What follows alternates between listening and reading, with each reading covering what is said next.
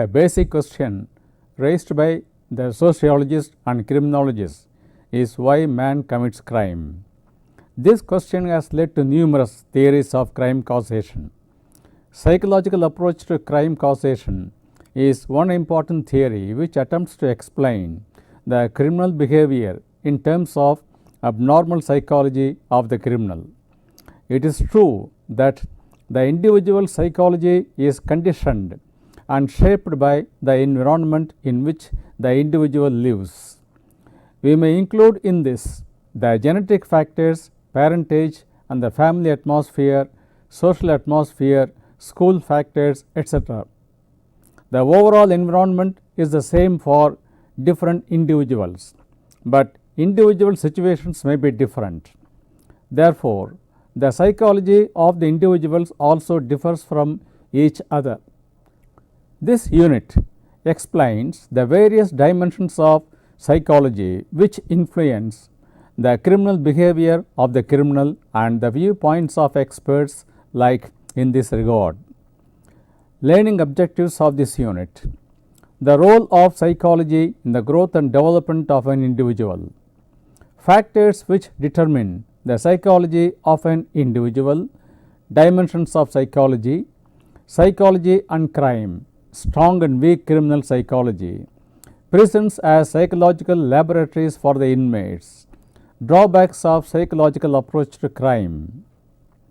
Now let us see the role of psychology in the growth and development of an individual. It is necessary to understand the difference between the two terms growth and development at the outset.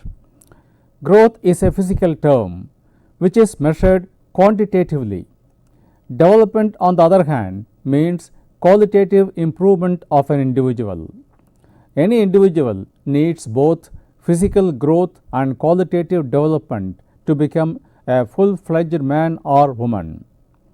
Physical growth of an individual depends on food habits and nutrient inputs plus physical activities.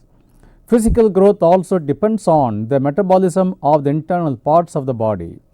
In simple words, growth of an individual refers to one's height, weight and body proportions according to one's age. Development of an individual refers to one's character and conduct, perception, living style, educational attainments, IQ, professional or occupational or business achievements, etc. It also includes one's outlook, sense of optimism and social behavior. It may be understood that development of an individual is more important than growth of an individual. These two concepts are also applicable to a company or the economy of a nation with the same logic. Psychology of an individual is more related to the mind than to the body. However, some experts relate the psychology to the physique also. In the early centuries, psychological imbalance was associated with demons. Even today, in the remote villages, this culture persists. This belief is widespread among the people of African and South American states. In the modern criminology, psychological approach finds a very prominent place and has provided the basis for psychotherapy and counseling. Extreme psychological imbalance is dealt with under psychiatric approach. Now we shall see the contributors of psychological approach to criminology. First we see Sigmund Freud.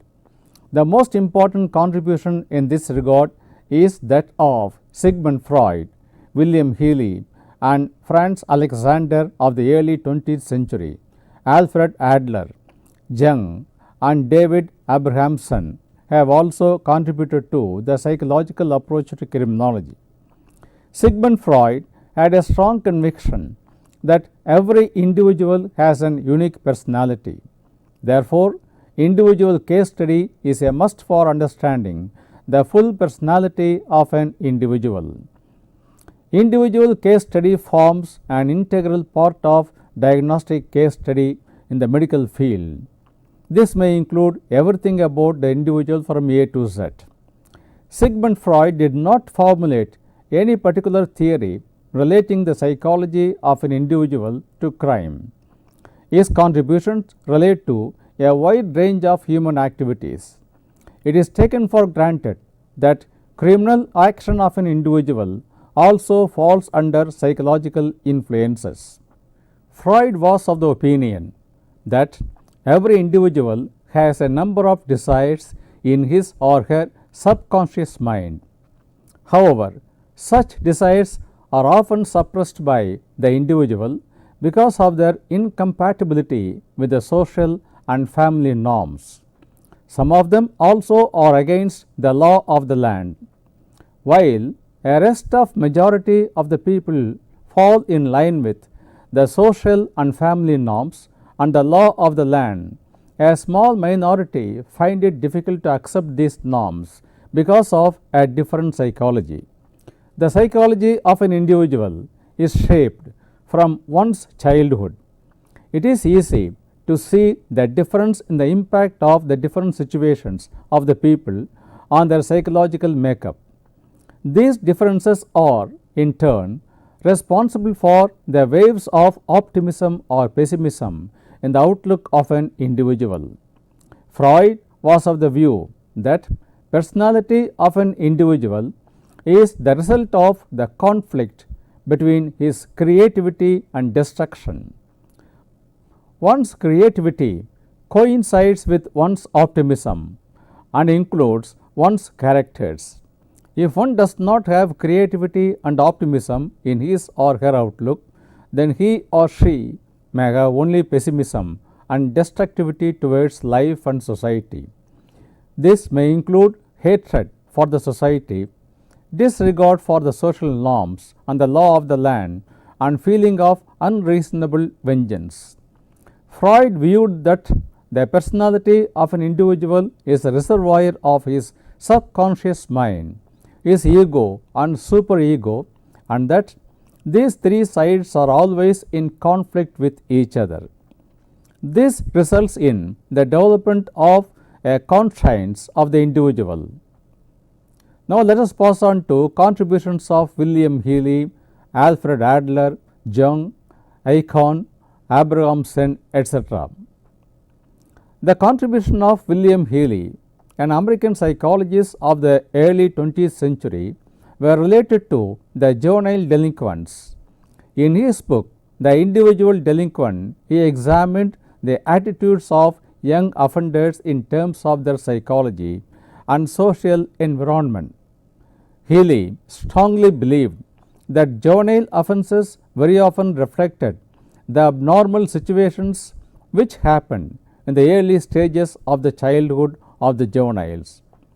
Both Healy and Branner were able to see more personality disorder and defect on the part of juvenile offenders.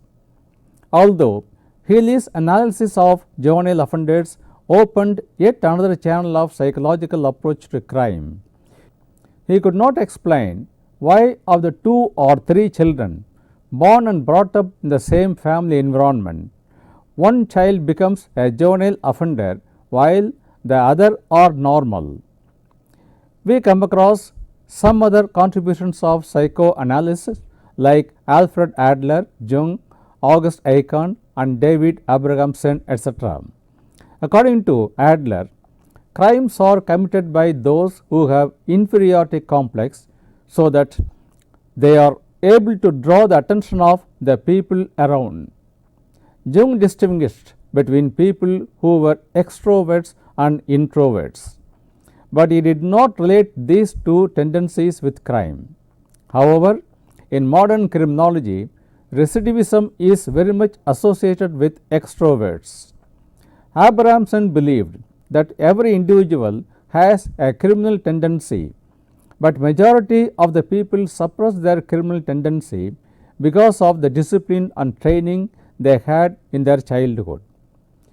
This implies that majority of the people give due regard to the external forces which counter criminality. Now, let us pass on to see the determinants of psychology of an individual. The psychology of an individual is one's own domain. which starts developing from one's early childhood. And psychology of an individual is conditioned by many factors. They are parentage and genetic factors. This has not been scientifically proved, but there is a general belief that one's psychology depends on his or her parentage. There are, of course, many exceptions to this general rule. Family environment.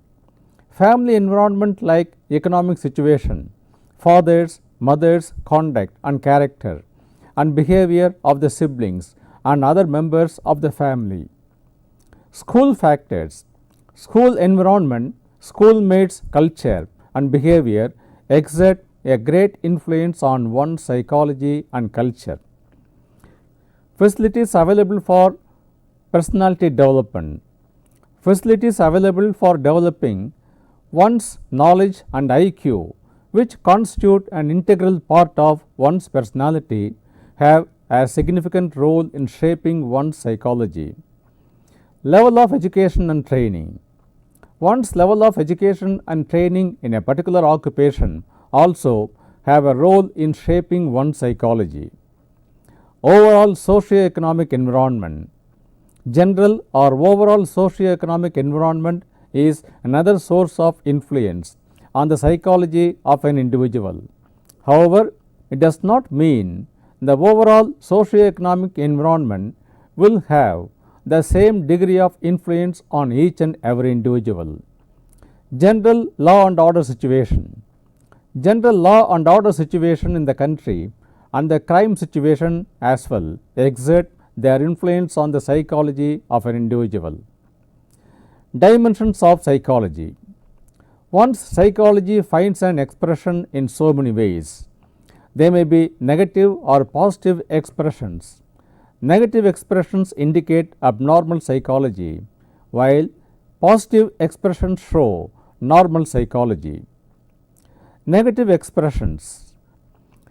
We can include in this short temper, fear complex, sense of aversions, pessimism about anything, resistance to rules and regulations, arrogance and adamance, indifference and impertinence, unwarranted and unrealistic boldness, being sneaky and coward, waiting for a chance to commit a crime, resorting to unfair means to achieve an end, aversion to people with discipline and values. Generally, people with one or more of these negative expressions are on the wrong side of the society and easily enter the world of criminality. Such negative tendencies are more aggressive and powerful than positive psychological expressions. Such people, even if they do not commit any crime, they prove to be a source of some kind of problem to society around them. Now, the positive expressions. This includes patience and perseverance, neutral outlook, that is neither fear nor undue boldness, graceful to people around, optimism about anything, obeying rules and regulations, submissive and rightly flexible, listening to others, upholding righteousness, respect for law and order of the land, always at fair means to achieve an end, respect for elders and people with values and disciplines, good work culture and loyalty to the organization, respect for family and parentage. In reality, one may not be totally positive or totally negative in his or her psychology. Everyone is a combination of both sides. One may have more positive values and less of negative values, or vice versa. It is logical to say that those with more of positive values would normally be devoid of criminal psychology. On the other hand, those with more of negative values would easily find their way into the world of criminality. Former category of people may be called people of weak criminal psychology, and later may be called people with strong criminal psychology. Now we shall see psychology and crime, indicating strong and weak criminal psychology. Now we come to the question, what kinds of crimes are committed by those with strong and weak criminal psychology? Those with strong criminal psychology commit violent crimes and crimes of higher order. These may include crimes like murder, murder for gain, dacoity, robbery, and other professional crimes. Such people may also commit rape and murder for money. For them, crime is a way of life. They even have a tendency to think that they are above law. Whether they are inside the prison or outside the prison makes no difference to them. Such criminals are also generally experts in foolproof modus operandi. They manage to maintain a criminal network with other criminals. They generally function as a group, extend support to the families of their accomplices. Legal experts also find a place in their company. Criminals with weak criminal psychology follow different patterns of crime. They are generally non-violent criminals. However, under extreme conditions of instigation, one may commit a serious and violent crime like murder. Some of them may resort to chance crimes or copycat crimes. Such people have a fear for law more than respect for law. They do not have any definite modus operandi. It is because they do not plan well for committing a crime. They do not generally commit violent crimes. Yet another difference between the two is those with strong criminal psychology have greater tendency for recidivism, that is committing crimes again and again, while the other category of criminals have lesser tendency for recidivism. And there are people who are totally positive and optimistic. Such people never think of crimes or anything unlawful. Now we shall see the prison as psychological laboratory for the inmates. You would have now understood that abnormal psychology is the source of criminality of an individual. The aim of psychological approach to crime is to control and redirect the psychology of the prison inmates from criminal thinking to non-criminal thinking. This depends on how they take the prison life from day one. There is bound to be lot of difference between the professionals and non-professionals in this regard. As I said earlier, the professionals may not feel the difference between inside and outside of the prison. They may not respond even to measures of deterrence because they are the people with strong criminal psychology. The other category of people, that is those with weak criminal psychology, who may belong to the first offender group, are generally amenable to psychological treatment. Counseling and psychotherapy are the two important components of modern correctional measures. Suitable training is imparted to the prison officials in this regard. However, the prison authorities are permitted to invite professional psychologists and psychotherapists for giving counseling to the inmates. Many programs are included in the prison life to transform the inmates psychologically into normal citizens.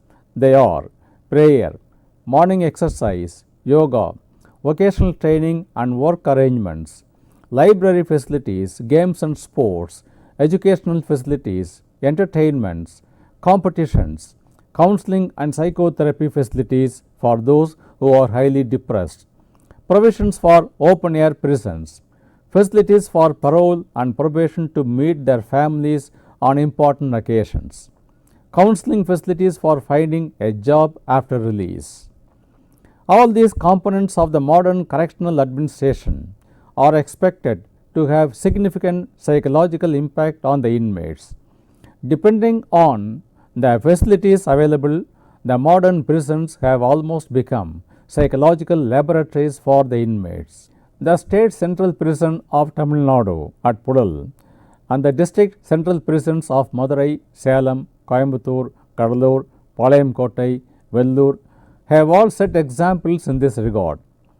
They are manufacturing textiles, iron buckets, steel racks, cradles, hospital cots, floor mats, uniforms, confectionery items, garments, footwear, raincoats, candles, handicrafts, etc.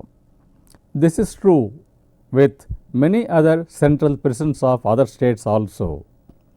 Tamil Nadu state government has proposed to establish the first prison bazaar in Chennai, adjoining the Pudal Central Prison, to sell the products of the central prisons in the open bazaar.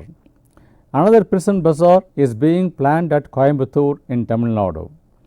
Besides their occupational and commercial propositions, these efforts of the central prisons have a psychological bearing on the inmates. They are able to ward off the criminal psychology from other inmates. If everything goes well in the prison, the inmates will cultivate many positive values. Still, many experiments are being conducted in the central jails all over the world to reform and rehabilitate the inmates, starting from a psychological change on the part of the inmates. As a result, many innovative measures of reform and rehabilitation of the inmates are being introduced. The daily routines of the prison also impart a new discipline among the inmates. For example, some well-established NGOs are allowed to conduct some educational classes, yoga, musical performance, etc. in the prisons. Now we turn to the drawbacks of psychological approach to crime. The contention that abnormal psychology is the root cause for criminality cannot be disputed, but the critics say that the psychological approach does not explain the crimes committed by the people with normal psychology. For example, crimes committed out of short temper, sudden emotion, drunken brawls, widespread corruption among the bureaucrats and political leaders in power, mismanagement and misappropriation of public money are outside the purview of the psychological theory of crime. There are many people who commit such crimes casually. Studies have proved that poverty and unemployment are also behind the criminality of many people. Such people also do not come under the purview of psychological approach. Psychological approach to crime cannot explain crimes of extremism and terrorism. Extremists like the Naxalites of Bihar abduct VIPs not for money, but in support of their dogma of socio-economic justice. Similarly, the terrorist crimes like suicide bombing, blasting, murders, etc. cannot be explained in terms of psychological approach. Also, the psychological theory of crime does not explain victimless crime. Yet another serious drawback of this approach is it does not explain whether criminal psychology is an inborn character of a criminal or it develops out of external factors. Now to summarize, in spite of the drawbacks, the psychological theory of crime is partially accepted worldwide with reference to psychopaths, serial killers, recidivists, sex maniacs, etc. The United States, for example, is often witnessing shooting spree in the public by psychopaths or shooting spree in the schools. Tamil Nadu witnessed the multiple murders committed by a criminal by name Otto Shankar in the 90s. He was also running prostitution by luring young girls from neighboring states of Andhra and Karnataka. He was caught, tried, prosecuted and awarded capital punishment. It is possible to cite many such cases of psychopaths. Therefore, psychological theory is today partially accepted.